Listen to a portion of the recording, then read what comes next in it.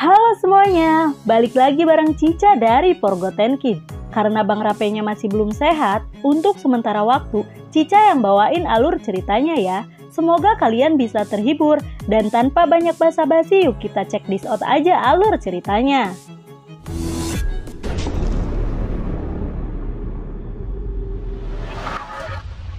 Di episode sebelumnya, Xiaoyan bertemu dengan kedua orang berjubah ungu.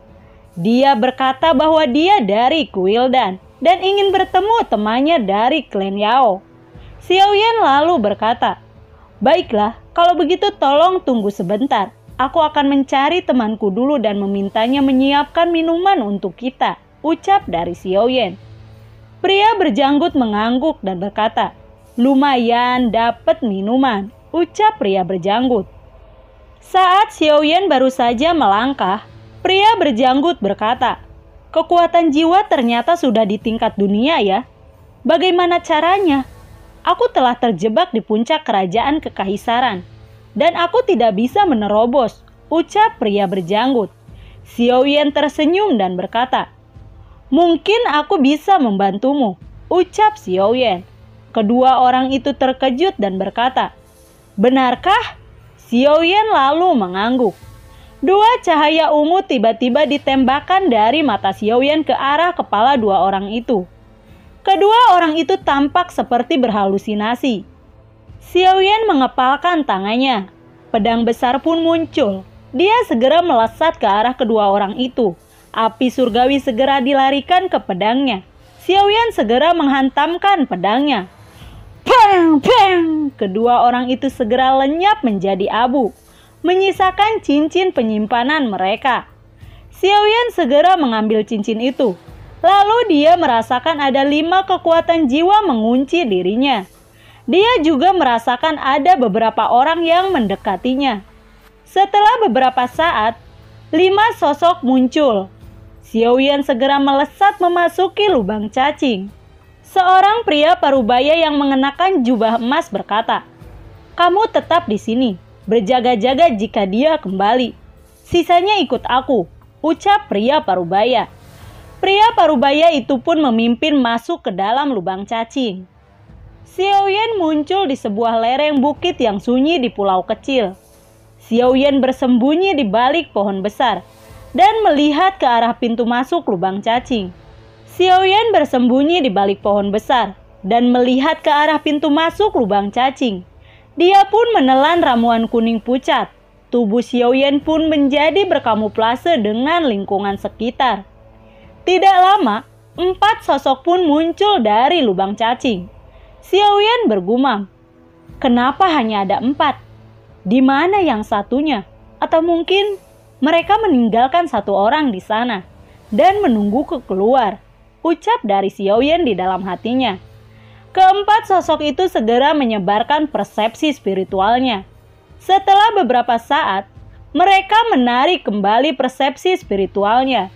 Pria tua berambut putih berkata, "Tidak mungkin, dia jelas memasuki lubang cacing itu. Tapi kenapa kita tidak bisa mendeteksinya?" ucap pria tua berambut putih. Pria berambut merah berkata, "Apa mungkin dia menyelam ke laut?" ucap pria berambut merah. Pria tua berambut putih berkata, "Itu tidak mungkin," ucap pria tua berambut putih. Pria berambut pirang berkata, "Ini benar-benar aneh. Atau mungkin dia memakan ramuan yang bisa menyembunyikan dirinya," ucap pria berambut pirang. Pria berambut merah lalu berkata, "Ayo kita coba lagi," ucap pria berambut merah. Mereka pun kembali menyebarkan kekuatan spiritualnya. Xiaoyan yang bersembunyi memahami tentang warna pakaian Kuildan, dibedakan menurut kekuatannya. Puncak 6 bintang berjubah emas, bintang 6 menengah berjubah ungu, alkemis berjubah putih. Pria tua berambut putih berkata, "Pulau ini sangat kecil dan hanya ada satu jalan keluar. Aku akan tetap di sini. Kalian kembalilah dan berjaga-jaga di sana," ucap pria tua berambut putih. Orang-orang pun mengangguk. 3 orang itu pun segera masuk ke lubang cacing meninggalkan pria tua berambut putih. Xiaoyan tersenyum dan berkata kepada Longyan, "Longyan, apakah kamu ingin bertarung?" ucap Xiaoyan. Long Yan lalu berkata, "Tentu saja, aku mau," ucap Long Yan. "Baiklah, kita sekarang berada di pulau terpencil. Hanya ada satu pintu keluar, dan ada seorang puncak kaisar bintang 6 yang menjaganya," ucap Xiao Yan. "Baiklah, biarkan aku keluar," ucap Long Yan. "Aku tidak bisa membiarkanmu keluar sekarang. Dia sekarang berada di pintu masuk lubang cacing. Kalau dia merasa terpojok, dia akan segera masuk ke lubang cacing. Kita tidak bisa membunuhnya. Kita harus membawanya ke tempat yang jauh dari lubang cacing," ucap Xiao Yan. "Baiklah," ucap dari Long Yan. Xiao Yan pun segera mengekspos dirinya. Xiao Yan melambaikan tangannya. Api surgawi ungu merah pun ditembakkan. Pus! Pria tua berambut putih mengepalkan tangannya. Pedang besar pun muncul. Dia menghantamkan pedangnya ke tanah. Gencreng! Tirai air pun terbentuk. Pria tua berambut putih berkata, "Hahaha, aku tidak menyangka kamu memiliki api surgawi. Api surgawimu sangat kuat. Tapi sayang, itu tidak akan berguna untuk melawanku," ucap pria tua berambut putih. Xiao Yan hanya tersenyum. Xiao Yan segera berbalik dan menjauh dari pria tua berambut putih. Pria tua berambut putih pun segera mengejar. Setelah beberapa lama kejar-kejaran, Xiao Yan dan pria berambut putih telah mencapai titik paling selatan pulau terpencil. Gerakan Xiao Yan melambat. Pria tua berambut putih berkata, "Apakah hanya itu kemampuan melarikan dirimu?" ucap pria tua berambut putih. Pria tua itu mengayunkan pedangnya. Cahaya perak pun ditembakkan. Xiao Yan segera menghindari serangan itu. Setelah itu, Xiao Yan melambaikan tangannya. Menara Jichen pun muncul. Long Yan segera keluar dari menara Jichen. Pria tua berambut putih berkata, "Hahaha, semakin banyak, semakin bagus," ucap pria tua berambut putih.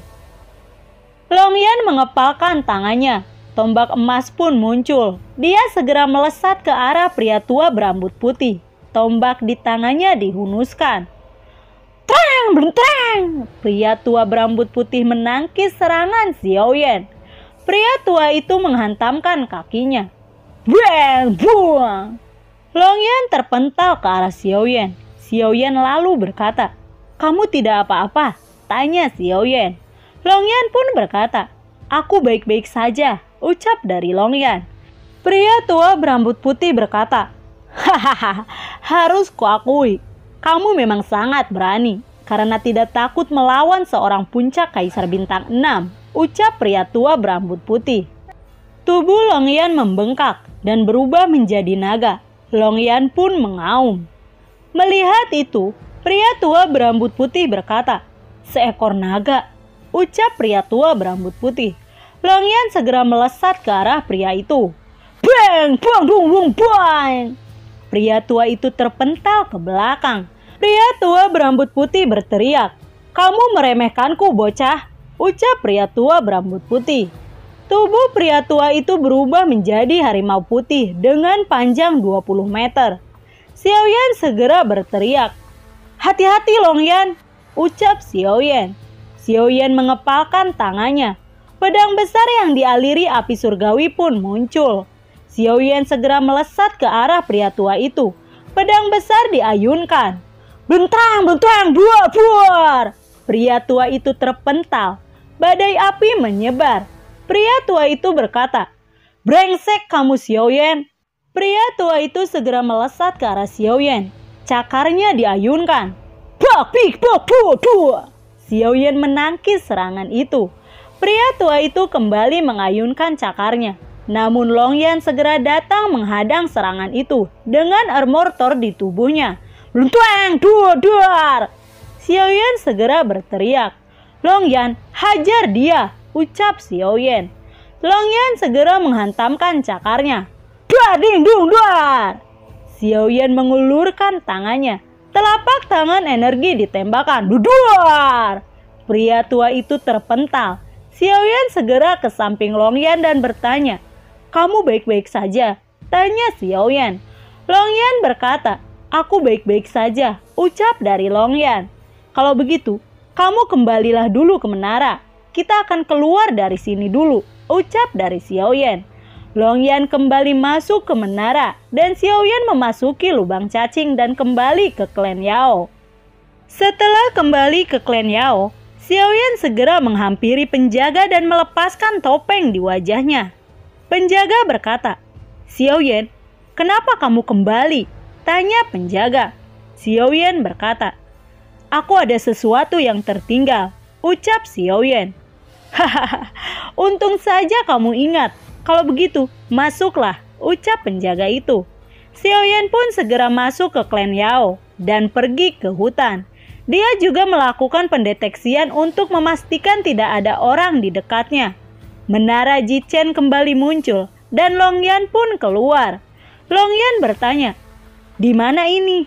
tanya dari Longyan. Xiaoyan lalu berkata, "Kita berada di klan Yao," ucap dari Xiaoyan. "Kenapa kita di sini? Kenapa kita tidak membunuh pria tua tadi saja? Dia hanya puncak Kaisar Bintang 6, ucap dari Longyan. "Dia tidak sendirian.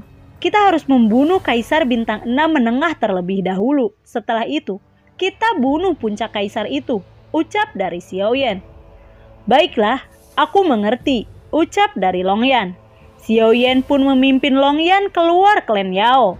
Xiaoyan berkata kepada Longyan, "Aku pikir tidak akan terlalu sulit untuk berurusan dengan puncak Bintang 6 setelah menerobos ke Bintang 6. Tapi ternyata tetap sulit. Bahkan kita berdua harus bekerja sama untuk menghadapinya," ucap Xiaoyan. Longyan lalu berkata, "Ya, pria itu memang sangat kuat. Ayah, jika kita membunuh semua Bintang 6 dan puncak Bintang 6 yang dikirim oleh Quildan, kemungkinan mereka akan mengirim orang-orang yang lebih kuat lagi. Setelah kita kembali, kita harus meningkatkan kekuatan kita," ucap dari Longyan. Xiaoyan tersenyum dan mengangguk. Setelah beberapa saat berjalan, ada dua sosok Kaisar Bintang 6 menengah yang menunggu di persimpangan. Sosok Kaisar itu mengamati Xiaoyan dan Longyan. Pria berambut biru lalu berkata, "Apakah mereka dari klan Yao?" tanya pria berambut biru. Pria parubaya berkata, "Sepertinya begitu," ucap pria parubaya. "Kapan sih si Xiaoyan itu akan keluar? Kita sudah lama menunggu di sini," ucap pria berambut biru. "Tunggu saja, dia pasti akan keluar," ucap pria parubaya. Xiaoyan dan Longyan berpura-pura mengobrol tentang bagaimana cara sampai ke Dizhou. Longyan lalu berkata, "Apakah kamu tahu jalan ke Dizhou?" tanya Longyan. Xiaoyan lalu berkata, "Tentu saja tidak. Pergi ke sana saja aku belum pernah," ucap dari Xiaoyan. "Bagaimana kalau kita tanya pria di sana?" tanya dari Longyan. "Ayo, kita tanya ke sana," ucap dari Xiaoyan. Xiaoyan dan Longyan pun segera mendekati dua kaisar itu. Xiaoyan tersenyum dan mengangguk ke arah dua kaisar itu. Pria berambut biru berkata, "Kalian pasti mau menanyakan arah ke Dizhou, bukan?" tanya pria tua berambut biru. Xiaoyan dan Longyan berpura-pura terkejut dan berkata, "Bagaimana kamu tahu kita akan pergi ke kota Xiangmeng di Doju?"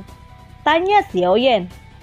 "Aku mendengar percakapan kalian barusan," ucap pria berambut biru. "Oh, jadi kamu bisa mendengar kami dari jauh ya?"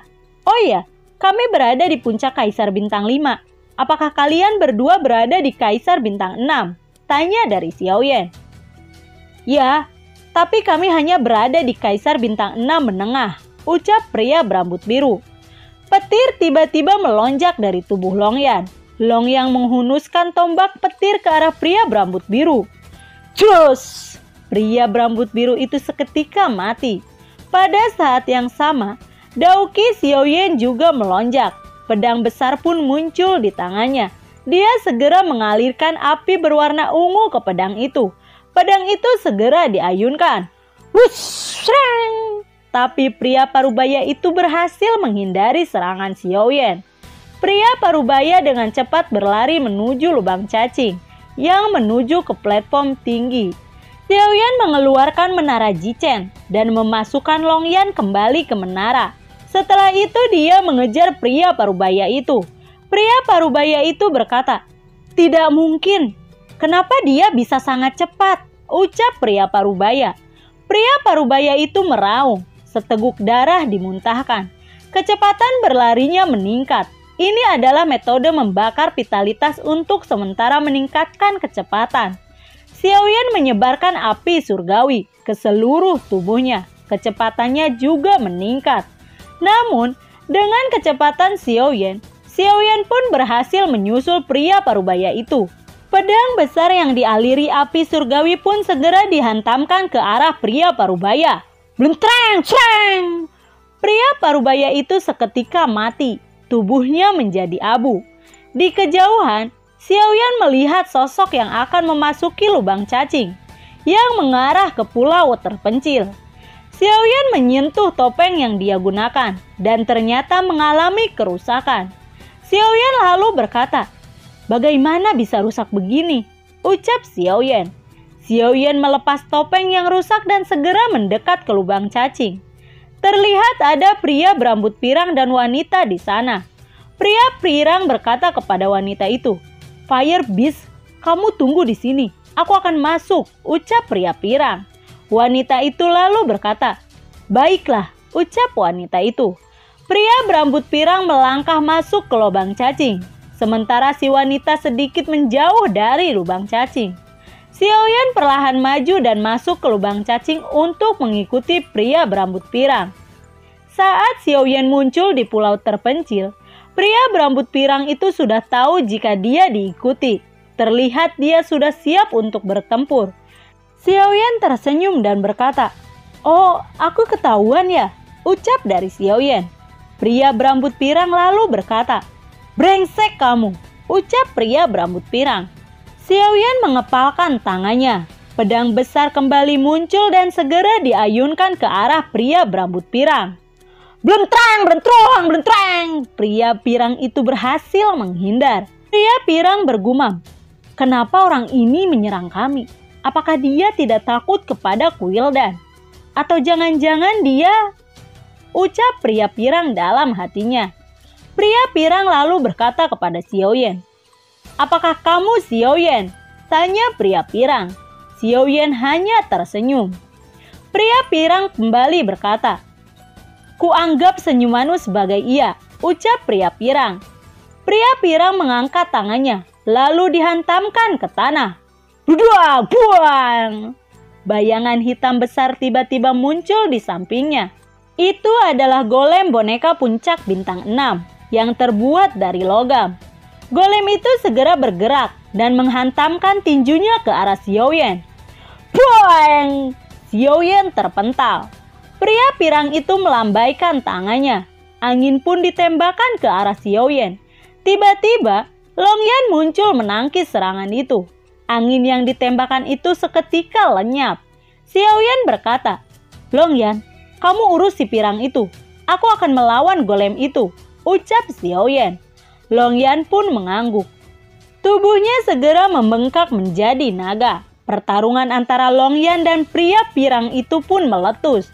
Xiaoyan segera maju menyerang golem itu. Treng, treng, bak, bik, bak, dua, deda, duar. Setiap serangan Xiaoyan dengan mudah ditangkis oleh golem itu.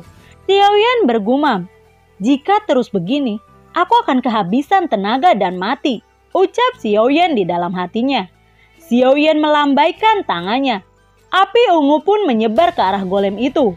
Wush, duar, duar. Akibat serangan Xiaoyan itu, muncul sedikit retakan di tubuh golem itu. Xiaoyan bergumam, aku mengerti," ucap Xiaoyan di dalam hatinya. Xiaoyan lalu berkata, "Little Yi, sekarang giliran kamu," ucap dari Xiaoyan. Little Yi pun dengan cepat muncul di pundak Xiaoyan. Little Yi mengangkat telapak tangannya. Lotus Flame pun mulai naik dan segera ditembakkan ke arah golem itu. Bang, dong, dong, dong, duar, duar. Badai api menyebar.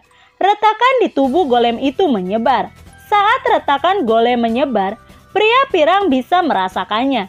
Dia segera melesat ke arah golem itu. Tapi sebelum dia sampai, Longyan segera menghadangnya. Longyan lalu berkata, "Lawanmu adalah aku," ucap dari Longyan. Little Yi mengangkat kedua telapak tangannya. Lotus Flame kembali ditembakkan ke arah golem itu. Duar, duar, duar. Golem itu pun seketika hancur menjadi fragmen besi yang tak terhitung jumlahnya. Melihat golemnya telah hancur, pria pirang bergegas pergi ke arah lubang cacing.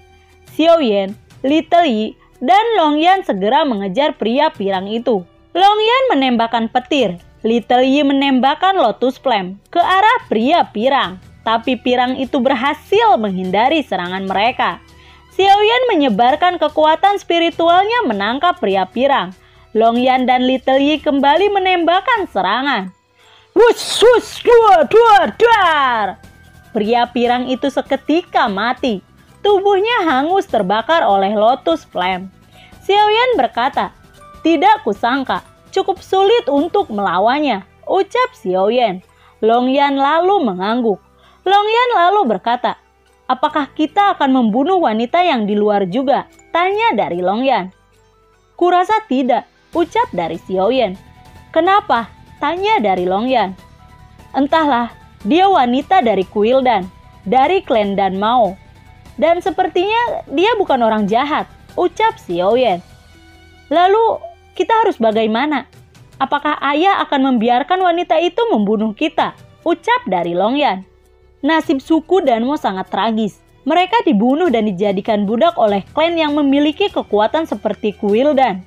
"Aku pikir untuk membujuknya bergabung bersama kita," ucap Xiaoyan. "Ide bagus. Jika dia bergabung, kita akan memiliki seorang alkemis senior. Lang Tian juga pasti akan sangat senang. Tapi apakah dia mau bergabung?" ucap dari Longyan. "Jika dia tidak mau, berarti dia musuh kita," ucap dari Xiaoyan. Xiaoyan dan Longyan pun segera keluar dari pulau terpencil dan kembali ke klan Yao. Melihat dua sosok keluar dari lubang cacing, wanita yang bersama pria pirang tadi mundur ketakutan. Xiaoyan berjalan mendekat dan berkata, "Kamu pikir kamu bisa lari?" ucap dari Xiaoyan. Wanita itu adalah keluarga binatang berjenis rubah. Wanita rubah itu berkata, "Siapa kamu dan apa maumu?" tanya wanita rubah. "Bukankah kamu menungguku keluar dari lubang cacing?" ucap dari Xiaoyan. "Kamu Xiaoyan? Tidak mungkin. Xiaoyan paling banyak berada di Kaisar Bintang 5 awal, sedangkan kamu berada di Kaisar Bintang 6 awal, ucap wanita rubah. "Tidak ada yang tidak mungkin," hahaha, ucap Xiaoyan. Xiaoyan mengangkat telapak tangannya, nyala api mulai naik. Wanita rubah lalu berkata, "Lalu apa yang kamu inginkan?" tanya wanita rubah. Xiaoyan berkata, "Apakah kamu rubah? Kamu dari keluarga binatang?" tanya dari Xiaoyan. "Bagaimana kamu tahu?" tanya wanita rubah. Lalu